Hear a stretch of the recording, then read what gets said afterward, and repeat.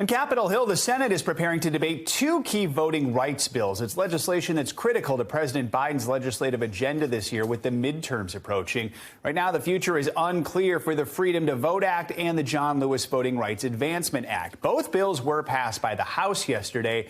But in the Senate, Democrats Joe Manchin and Kyrsten Sinema have already said they will not support changing the filibuster rules so Democrats can pass the bills with a simple majority. And without that change, the bills just don't have enough votes to get through the Senate. This debate comes just one day after the country honored the memory of Martin Luther King Jr. His children led a march through Washington demanding that Congress pass the two bills. Among the speakers, his son, Martin Luther King III.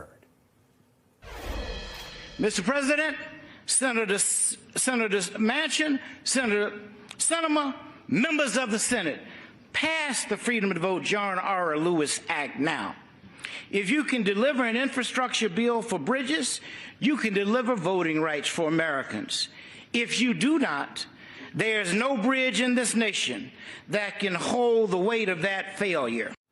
Let's bring in NBC News Capitol Hill correspondent Leigh Caldwell and NBC News White House correspondent Mike Memoli to help us preview this debate and what's at stake. So, Leigh, we'll start with you in the standoff in the Democratic Party. First of all, any indication Senators Manchin and Sinema, and it'd have to be both, have changed their minds at the last minute? And if not, then why are Democrats forcing this showdown?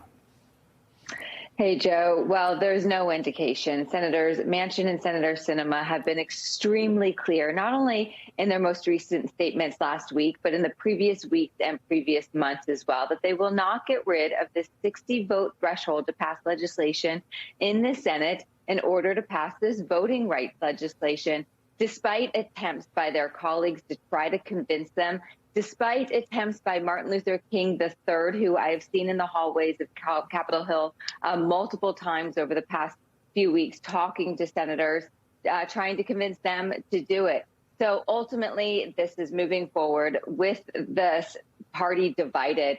It's rare that a Senate majority leader will show divisions among their party, but this is the choice Senator Schumer has to make. He's getting a lot of pressure from progressive groups, from civil rights groups, and he's promised that he would do this. And so it looks like my sources say that he's going to move forward, even if that shows a party divided and that draws the attention on a divided party, and not that Republicans are opposed to this, Joe. So, Mike, no one has more influence than the president. Is President Biden doing anything now behind the scenes to try and rally his party ahead of this? Well, Joe, if the question is about what he's doing behind the scenes, the answer is, frankly, not that much. We saw the president return to Washington last night after the long weekend in Wilmington, Delaware. He spent a part of the weekend with his chief of staff planning ahead, looking ahead to his State of the Union address coming up in March. We haven't really seen any indication from the White House of further conversations between the president, Senator Manchin, Senator Sinema, since those three spoke at the White House on Thursday night. The readout from the White House then was that the conversation was respectful and cordial, which is really diplomatic speak for difficult, and no one was really moved by the conversation. So what we saw yesterday publicly was both the president and the vice president using the Martin Luther King holiday to really keep up the urgency on this. Vice President Harris telling reporters that she was not going to absolve any of the 100 senators, trying to broaden the focus to include the Republicans who oppose these voting reform changes. And the president really calling this a moment of choosing. This is now about public pressure campaign that Democrats want to keep up through the midterm elections to try to rally their base. So, Leigh, despite what the vice president thinks Republicans are going to see this as a win, what are you expecting to see and hear from the GOP during this debate today? Yeah, we might see some Republican senators come to the floor and debate this, but also we might not. They know that they are united in their opposition against this legislation. We know that this is going to be another difficult week for Democrats because the attention will be on them and their inability to pass this legislation.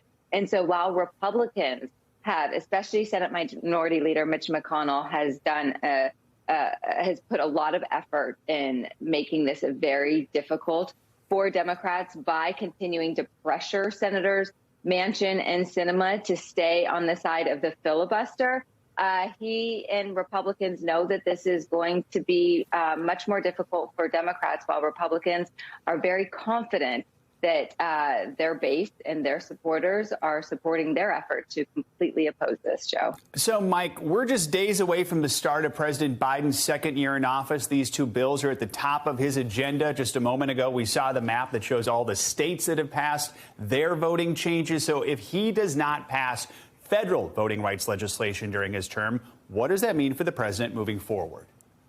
Well, we can expect to hear the president and other White House officials try to keep the pressure up on the states where some of these voting laws are being passed specifically. But we're also going to see the White House really try to turn the page. They're going to move on to executive orders that we expect the president to be issuing on criminal justice reform, another stalled priority. And we have some new reporting today as well, my colleagues Carol Leigh, Kristen Welker, and myself, about the attempt by the White House to now turn in year two more towards the American people and less towards lawmakers in Congress. The White House really feels that the president has spent and been bogged down too much with the sausage making here in Washington. And as we head into a campaign year, they want to spend more time talking directly to the American people. It's sort of a typical pivot that we hear at this point, especially when a president has his agenda stalled. But it's something that the White House is really beginning to sketch out behind the scenes, Joe.